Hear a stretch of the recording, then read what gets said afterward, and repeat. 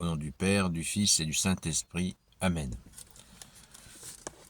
Saint Évangile, selon Saint Jean, chapitre 16, versets 29 à 33. Que ta parole, ô Jésus, rentre dans mon esprit, que ma bouche proclame ta parole et que mon cœur l'accueille. À ce moment, les disciples disent « Tout de suite, tu parles clairement, ce ne sont plus des comparaisons.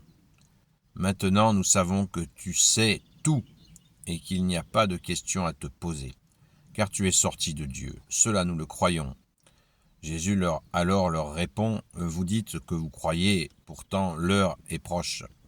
Et elle est déjà là, où vous allez vous disperser chacun de son côté, et vous me laisserez seul, mais je ne suis pas seul, car le Père est avec moi. Je vous ai parlé ainsi pour que vous ayez la paix en moi, car dans le monde vous connaîtrez la persécution, mais courage, j'ai vaincu le monde. » Amen. Merci Jésus. Alors, dans quel contexte arrive cette parole? Eh bien, elle annonce bien sûr la persécution des apôtres, et elle a bien eu lieu, quoi. Nous le savons. Merci Jésus d'être le roi de gloire, le Dieu de nos vies.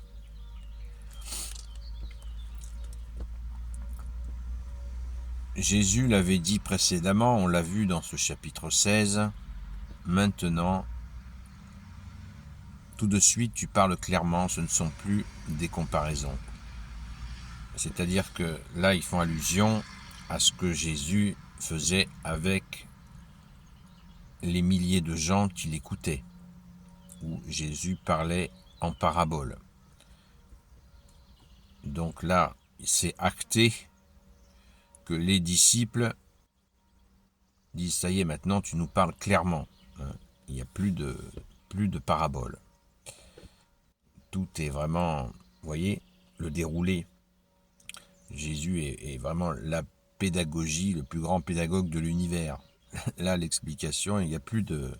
Maintenant, nous savons, il n'y a plus de comparaison. Verset 29, ce ne sont plus des comparaisons. Verset 30, maintenant, nous savons que tu sais tout et qu'il n'y a pas de questions à te poser.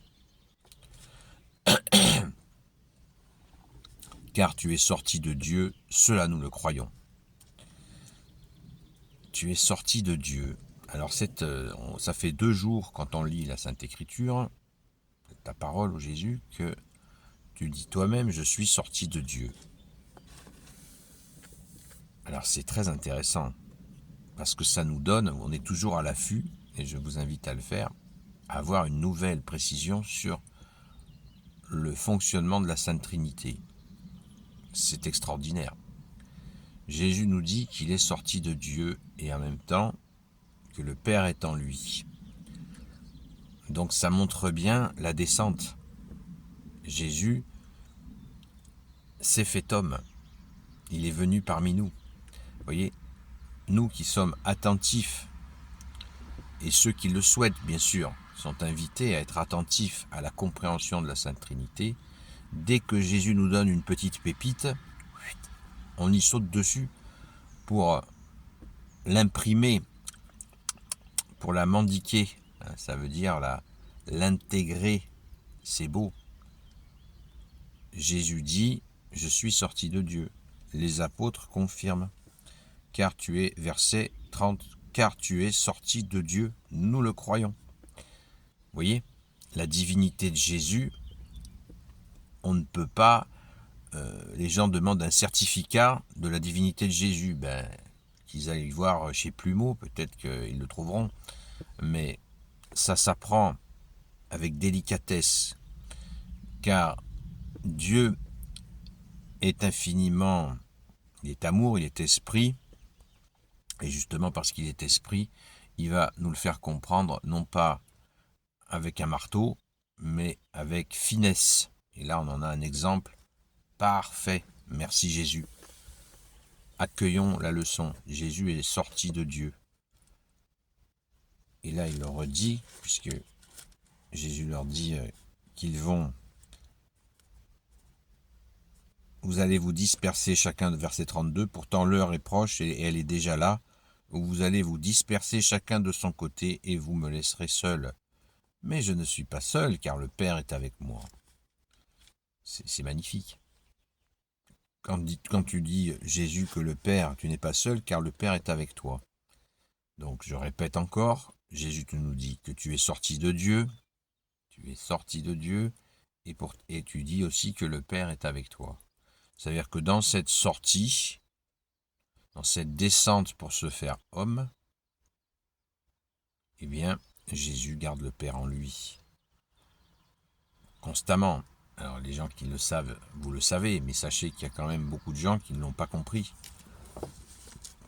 Qui croient que Jésus était dans son séjour sur terre, n'était pas avec le Père.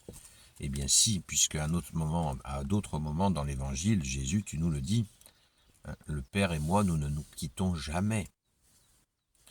Alors certains, immédiatement, se posent la question, comment est-ce possible? Bien sûr que c'est possible. C'est possible de la même manière, si on peut s'exprimer ainsi, pas exactement de la même, mais le processus est le même, quand Jésus est en nous. Jésus, on ne le croise pas au coin de la rue, il est en nous, comme lui étant le Père. C'est exactement, et Jésus le dit à un moment, je veux que vous soyez en moi, comme moi je suis dans le Père, il le dit dans l'Évangile. Vous voyez? Mais tout cela, c'est avec finesse. Nous comprenons l'esprit que Jésus nous habite. Si vous faites ma volonté, mon Père et moi viendrons faire notre maison, notre demeure en vous. Mon Père et moi, c'est-à-dire que si Jésus est en nous, son Père, il est avec lui. Waouh! Je ne sais pas si nous mesurons la puissance de cela. Mais ça demande des étapes. Il y en a qui comprennent très très vite, hein. Mais il y en a qui comprennent très très lentement. C'est comme ça. Et il n'y a pas d'ailleurs, il n'y a pas à se juger ni à s'évaluer. Hein. C'est pas un examen. C'est pas un examen, c'est une compréhension du cœur. Et les étapes de conscience sont mystérieuses. Seul Jésus les connaît, contrairement à certains qui les affirment. Moi, pour la conscience, je fais confiance à Jésus, c'est cela. C'est à mon avis la seule option, c'est de faire confiance à Jésus, parce que nous sommes tous différents. Verset 33. Je vous ai parlé ainsi pour que vous ayez la paix en moi. Oui, on revient encore. Jésus nous donne la paix, pas comme le monde nous la donne. Il nous donne la paix en s'offrant à nous. On vit avec toi, Jésus, et du coup on a la paix. C'est pas une paix philosophique, ou un philosophe. Il fait des concepts, oh la paix, ceci, la paix cela. Ça c'est une paix d'homme. Ça vaut rien. Ça vaut rien du tout. C'est joli, mais ça vaut rien. Alors que la paix de Jésus, c'est lui qui se donne pour que nous ayons la paix.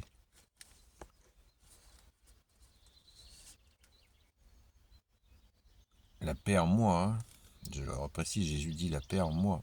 Car dans le monde, vous connaîtrez la persécution.